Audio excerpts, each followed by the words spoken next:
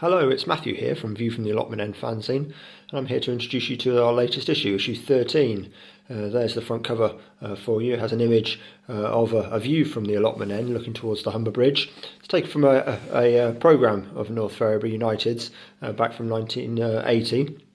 Not a pre-season friendly against Nottingham Forest Football Club, so another NFFC. The bridge, as those that you know the ground, isn't quite as close as it's portrayed there, so a bit of artistic license going on there.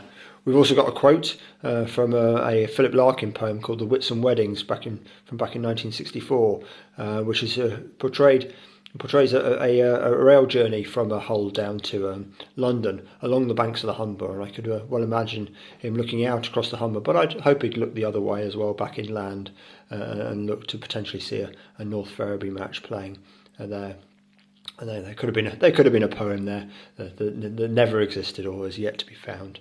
Anyway, there you go. That's our front cover. We've also got a kind of a logo from the Football Supporters Association. We're very proud and honoured to have been shortlisted for Fanzine of the Year. And of course, as you're well aware, that we're very proud of our charitable connections as well.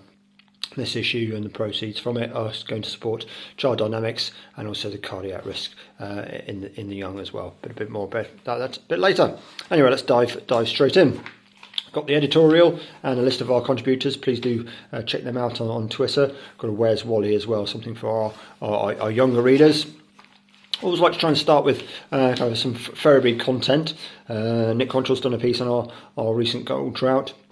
Also got a series of photos from our non-league day trip to Brigg, which included a sponsored walk from Ferriby across the bridge and into Barton. Darren Norton, founder of the fanzine, he's discussing here hoarding or collecting, I should say, football memorabilia, and we've got our regular Atom beer of the issue as well. I think one of my favourite pieces within the fanzine is this by Richard Beattie, Bury fan, and he talks in detail and very kind of passionately and honestly here about the difficulties, of course, that have befallen his club, and of course that chimes well or a lot with North Ferriby fans as well, and what we've gone through. It also tackles the kind of quite the difficult kind of question of, well, what next for Bury fans, and as they try and kind of find their football fix elsewhere. So I'm really pleased that we were able to carry that. Some great photos as well within his piece. Then we've got John Colley, perhaps slightly controversial, in defence of modern football here. We hear a lot about against modern football, but he's looking at new stadia and things like that, and likes to turn it on his head and is defending the modern game. So yes, an interesting take there. Also got lots of kind of a few of our adverts as well from our sponsors, so please do kind of check them out. And a piece on child dynamics there as well. One of the fanzine team, Pete Fleming, looks a little bit behind the scenes in terms of these all the filming work that he does in non-league in the local scene around Hull and the East Riding. So here he is talking about the process involved in some detail, and the key thing here is very much about that resource really for clubs and players and fans alike. Really, it's stuff that we wouldn't necessarily see otherwise. So kind of grateful for Pete and the work that he does to film the games, and also a plug here for our new YouTube channel, which of course we're putting this new video out on. Okay, right, another regular, Rob King, who's probably one of the more active ground hoppers that we've seen, that we see certainly within the fanzine. There isn't a week where he isn't out and about at some game if you follow him on his Twitter profile. Here he is at Whiteleaf in a Canifa match against Cascadia and against the Chagos Islands. So yes, another interesting trip for Rob out and about in the UK. Probably one of our more kind of most talented writers is Ian Cusack, and here he's done a very personal piece, quite touching really, around his beloved Newcastle Benfield. So well worth reading that, I think. And as I say, really personal stuff. I'm really pleased that we were able to carry that. Oliver Atkin, a Boston United fan, who's done a couple of pieces now. That the first piece was probably quite challenging and difficult for him. It's about the rivalry between Boston United and North Ferriby. We know how that's kind of played out historically. Here he's back again. He came to our first fixture of the new club against Sheffield United. So another interesting kind of trip from a different perspective on our new club. So very interesting. I think keen that he kind of comes back again. And I think kind of having plugged Ferriby a couple of times, I think we should let him kind of go for it in terms of Boston United and talk of his love, or his true love of his club within the pages of the fanzine. Darren Norton's been out and about and looking at the what's on TV in the North Ferriby region, so do check out those TV highlights. Ryan Boyd, encouraging people to really kind of get out from behind the screen and watching the TV football on the TV, and as a key message here, don't let your kids grow up thinking that football is a TV show. As we all know, there's lots of great football across the UK, so do get out there and sample something new, something different, get close to the action. A couple of pieces from Michael Conboy. This is the first. This is his trip with a Manchester United fan all the way over to Sligo to watch a game. Quite an eventful trip here. Things going on to follow football into Ireland. Back into Ferriby. New venture really, and I'm really excited to be able to support this and certainly promote it.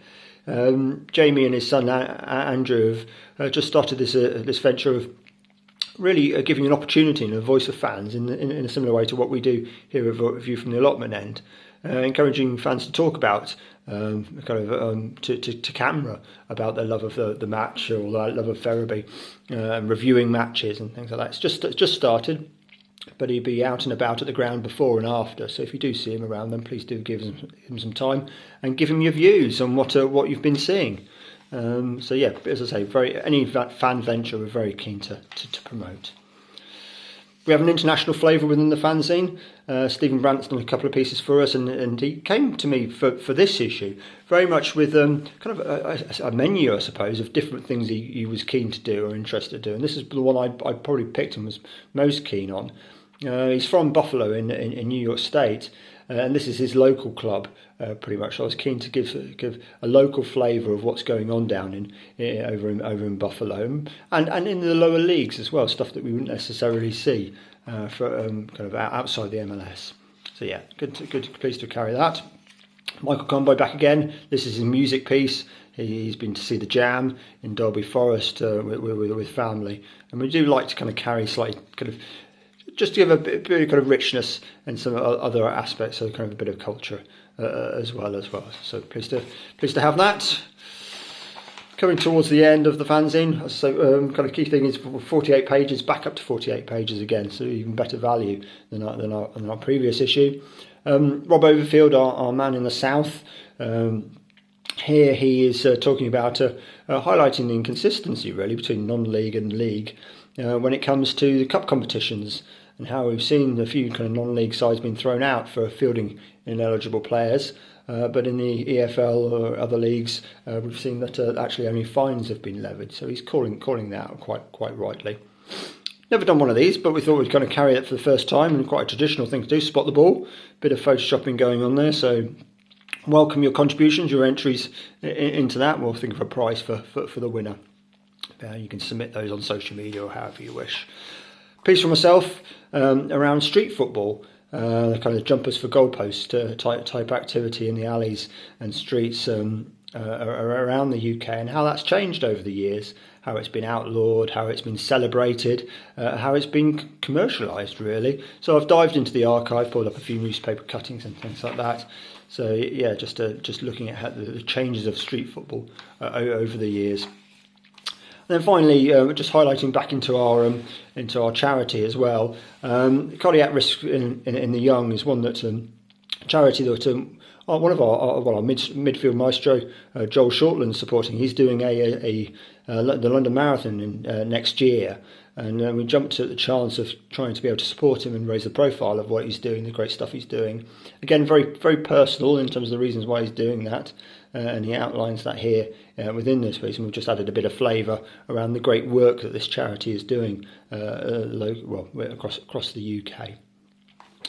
So there you have it. The final on the back cover, of course, our principal sponsor, been with us from the beginning, 360 Accountants, do lots of great work in kind of sponsoring kind of local football across Hull and the East Riding. So pleased to have them on board again for this issue. And there you have it, View from the Allotment End, issue 13. It'll be out on sale in our East Hull game. outside the ground for £1.50, but also you can buy it online for £2.50 UK postage. We'll send it overseas as well for a little bit more, and you can buy it online from our big cartel site. So and there's a link below for where you can do that. And also please do, we'll look to develop some more content for our YouTube channel, so please do subscribe to keep up to date. But if you're out and about over the weekend and in the coming weeks, please do enjoy your football, and we'll be back soon with some more fanzines and also some more content as well. All the best. Bye bye.